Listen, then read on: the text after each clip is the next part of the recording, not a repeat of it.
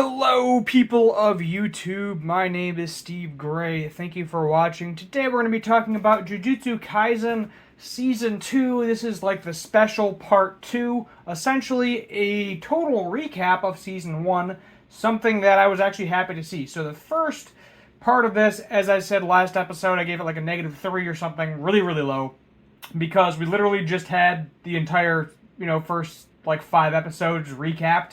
Completely unnecessary. And then we had the movie recap, which was understandable. So I think it would have been perfectly fine if we just got one extended episode that was like a combination of a movie recap and season 1 recap. But we ultimately got 2. If you are trying to remember what happened in season 1, this is the episode to watch. So this is not episode 7. Last episode was not episode 6. They are 2 separate things. Episode 6, I believe we are going to have a break next week. And we are not going to get an episode until the 31st. If there is a break, I will make a quick video to mention it. I will double check next Thursday to see if we have an episode. But this was delightful because we got a nice little summary of everything. We got to see, Itadori eating Sukuna's fingers, fighting Gojo. Basically seeing, his execution, that he won't die until he consumes all of Sukuna's fingers, because if he dies, then so will Sukuna. I believe it's his grandfather passing away. Megumi here, basically he's the one that saved him, which I kind of completely forgot about that. We're talking about different grade spirits. This is kind of the first crazy powerful special grade spirit. I think they call it a fingerling, something along those lines, where it just wrecks Itadori. He semi-unlocks his powers, but ultimately he has to use Sukuna. Sukuna then rips out Itadori's heart, because Sukuna can live without a heart. Itadori cannot. We learn about Megami's? M-E-G-U-M-I. Megumi's. There we go. Sister as well. I completely forgot about her, that she was placed under a curse. Apparently Megumi, I think, is also a girl's name. So he was mad about his father about that. Did not really realize that, but then it kind of sounds like it, I guess, maybe it sounds more feminine. I really don't know, how much with the whole Japanese culture thing. Here I actually kind of like this because I didn't fully remember the contents of the promise that Itadori made with Sukuna. And essentially it is whenever Sukuna says, I'm trying to think what the heck is the word, extension. He can fully control Itadori's body for 1 minute, but he can't harm or kill anyone. So initially Itadori denied it, but then he was like, all right, fine, I promise I won't kill anybody when that's happening, or injure anyone during that minute. There we go. So he won't kill or injure anybody when he takes over. Ironically, though, we have not yet seen Sukuna actually use extension. At all. I think this happened, if I remember, this happened fairly early in season 1, and then Sukuna actually never used it. So I'm assuming he will at some point. Yep, Itadori is just butt naked going on there. We then see them going after, we got Geto back here. They didn't show Jogo, which was kind of surprising. That was a really cool fight where we got to kind of see Gojo's powers for the first time, but we didn't see a summary of the fight with Gojo. We get to see Itadori making a friend. Then we have Mahito, creating a domain, morphing his friend into a monster, where he ends up having to kill one of his own friends. And, kind of Itadori deciding whether or not what he wants to do.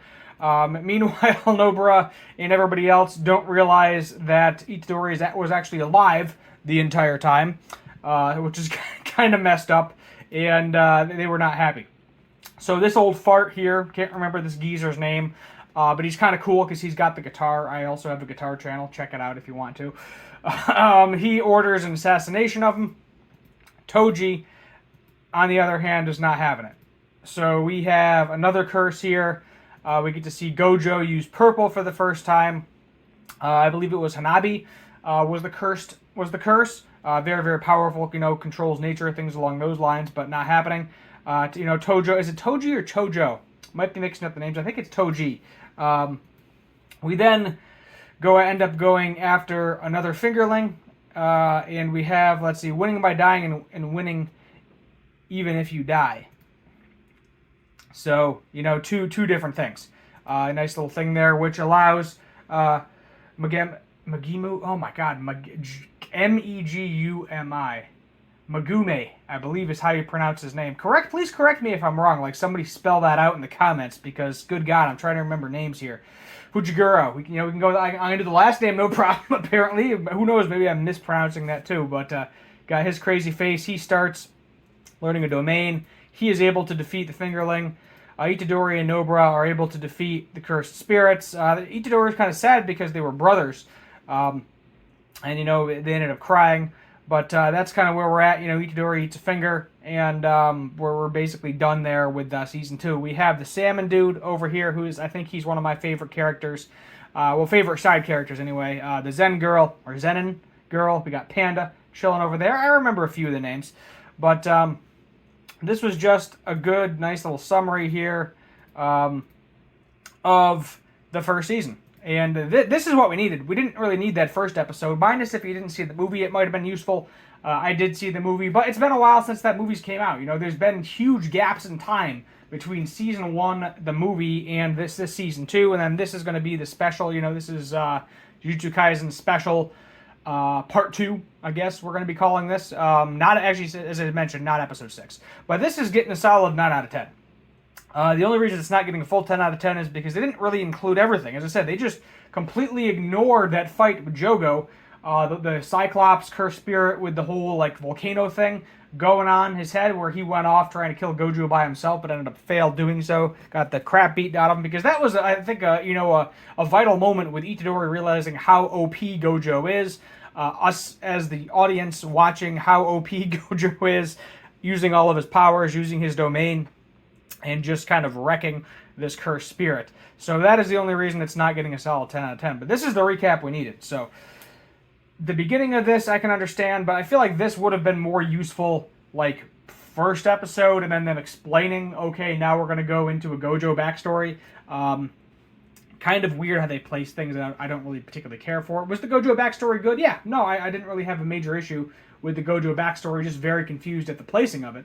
But I think that this summary, now that it's in here, definitely helps me better understand what's going on, what happened last season, and I can look forward to watching the rest of the season, hopefully without major confusion. So that's where we're at. Let me know your thoughts, comments down below. As I said, I thoroughly enjoyed this because it has been so long since I've watched season 1. You're talking, I think, at least 3 years, if not more. I want to say 2019. Correct me if I'm wrong. Maybe it was 2020, but I feel like it's been at least 3 years since we've got season 1. Other than that, thank you for watching. Hit the subscribe button on the way out, and as always, have a good one.